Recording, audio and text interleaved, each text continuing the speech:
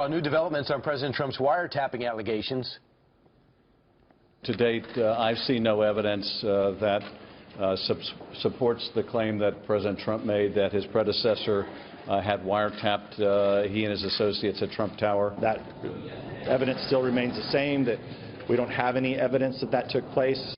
Well, leaders of the House Intelligence Committee say so far they have not seen any evidence that President Obama ordered wiretaps on Trump Tower during the 2016 campaign. But someone who was bugged says, wait a second, not so fast. Sharyl Attkisson joins us now, the host of Full Measure, the very successful TV series, and author of the upcoming book, The Smear, How Shady Political Operatives and Fake News Control What You See and What You Think and How You Vote. And Sharyl, welcome back. Thank you. So when you heard all this controversy about wiretapping and surveillance, what was going through your mind having gone through what you went through? Well, a couple of things. There's one question as to whether the president should sound off without presenting evidence. That's a whole question you can examine. It's a legitimate question. A separate question is whether he may be right, whether it's wiretapping or surveillance of some kind. I don't think it's outside the realm of possibility, especially considering the New York Times and USA Today reported that there was wiretapping going on of some of his top people, maybe through the Russian ambassador, but that, too, is a supposition. We don't know why and how there was the wiretap. Sure. Remind people at home what your story is. What happened to you? Well, in short, when I was doing a lot of coverage of the Obama administration that they didn't like and were trying to stop, a source approached me, government connected, and told me I was likely being surveilled, which sounded crazy because it was before Edward Snowden and AP and Fox News knew about their surveillance. Yeah.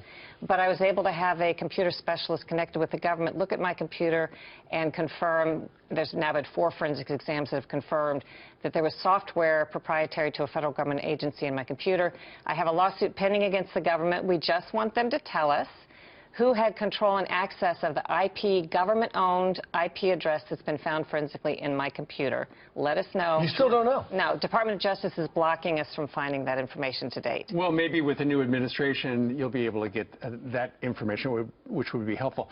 Donald Trump was on last night with Tucker, where he said that he would soon essentially reveal to some of these committees investigating him some of the reasons why he feels like he was targeted. Or I know targeted is not the right word, but surveilled, or people from the last administration were keeping an eye on his people, or maybe even him.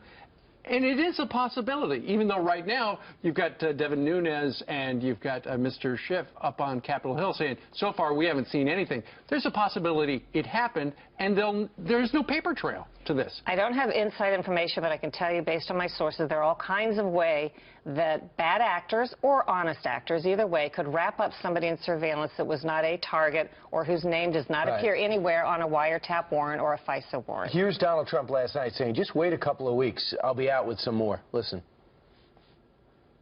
But wiretap covers a lot of different things. I think you're going to find some very interesting items coming to the forefront over the next 2 weeks. So explain what you were just talking about, how there may not be an order from the court, and yet they're able to do it. If they're, for example, in my case, following whistleblowers, we know the government had a war on whistleblowers, they can wrap me up or other people under the auspices of a wiretap or surveillance done of somebody else. So you're X degree off the person that they're looking at, and then they can find new reasons to look at you and to justify that, and then people that you talk to. And that's what Senator Ron Wyden expressed so much concern about to Congress, about the latitude that some intel officials may be taking with the opportunity to do this. And the FISA warrant wouldn't say Sharyl Attkisson. It would be on the original target or the original intent. And you're caught up in it, but your name's not involved in it, but yet they could still see what they want to see. I'm told by a source that at least for part of the time I've been surveilled, my name was not on a FISA warrant, so there would be a different way that they were surveilled. Well, maybe that's what Devin Nunes was talking about yesterday, where he was talking about incidental collection, where they're following, for instance, the Russian ambassador, Michael Flynn, talks to him on the phone, but instead of it appearing masked as U.S. citizen number 1, somebody in the government removed that, saw it was Flynn, leaked it to the papers, he got ruined. And here's a really strange, weird thing that a source firsthand has told me. Presidents can issue directives that make legal or allow people to do things that are otherwise illegal, almost anything. And that means, and we would never know about it because the directive, I'm told, comes with a cover story, indemnity for those involved, and the permission for them to lie about it if they're ever caught. That's like Mission Impossible. Well, Holy if cow. the president didn't like your reporting, then he could be surveilling you and it wouldn't be illegal? I'm not saying that happened, but yes, I'm told that there's a power for any president, not just President Obama, to issue these directives. So it could have happened and we'll never know.